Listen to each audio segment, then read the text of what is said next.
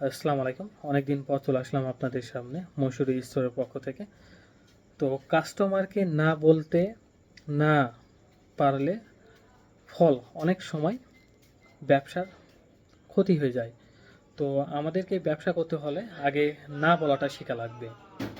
তো বাকি দেওয়ার সময় অনেক মানুষ আপন হয়ে যায়, কিন্তু টাকা ফেরত দেওয়ার সময় অনেকেই তখন অচেনা হয়ে যায়। তো ব্যবসার ফলে এই যে বাকি দেওয়াটা এক ধরনের ক্ষতি বয়ে আনে। তো আমাদেরকে বাকি আসলে ওইভাবে দিতে হয় না, তো অটোমেটিক হয়ে যায়। তো ওই আবেগী জায়গা থেকে না, আমাদেরকে ব্যবসা করতে হলে আবেগ নয়, নিয়মকে প্রাধান্য দেওয়া লাগবে। বাকি বিক্রি করাটা আসলে ওইভাবে অপরাধ না, তবে বাকি যাদেরকে দেওয়া হয় ওই সব মানুষগুলো অনেক সময় অনেক মানুষ অচেনা হয়ে যায়। তো আমাদেরকে অবশ্যই ব্যবসা টিকিয়ে রাখতে হলে নিয়মকে প্রাধান্য দেওয়া লাগবে, আবেগকে নয়।